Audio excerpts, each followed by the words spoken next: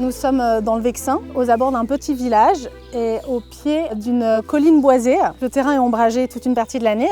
Donc ça a été une des plus grandes problématiques du projet, ce qui a déterminé l'implantation de l'extension et aussi tout le rapport à la réhabilitation, c'est-à-dire déstructurer un maximum le bâtiment existant pour lui apporter plus de luminosité.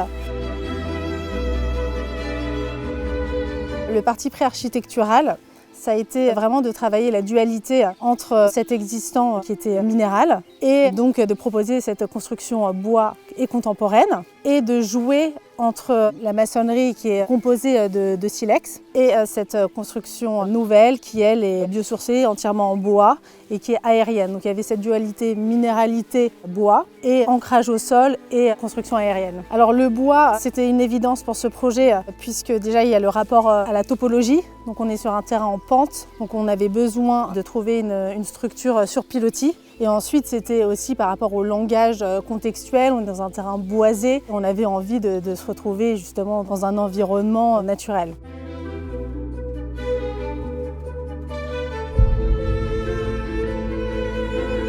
C'est particulièrement agréable avec le bois de laisser apparaître les assemblages, qu'on ait une lisibilité de la structure et de comment a été conçue l'habitation. Et aussi, ce que j'aime beaucoup, c'est pour valoriser le travail des artisans. Et ça donne vraiment une dimension humaine à l'architecture.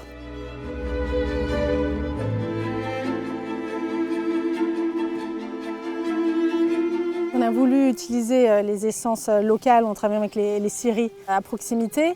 Donc on a réussi à utiliser du châtaignier et du chêne. On a aussi utilisé pour la structure du pin avec des classements spécifiques. Cette construction, elle était soumise à la RT 2012, donc on n'avait pas d'objectif de label, ce type d'objectif. En revanche, le fait d'être parti sur une construction préfabriquée en bois, à ossature bois, fibre de bois, ouate de cellulose, finalement, on est arrivé à la R 2020 bien au-delà avec énormément d'aisance. Et je pense qu'il profite vraiment justement du côté naturel, des grandes ouvertures de 360 degrés, aussi bien sur la colline boisée que sur le parc. Et aussi, il bénéficie de la structure en bois, des assemblages qui sont apparents, donc qui sont vraiment dans l'esprit naturel en permanence.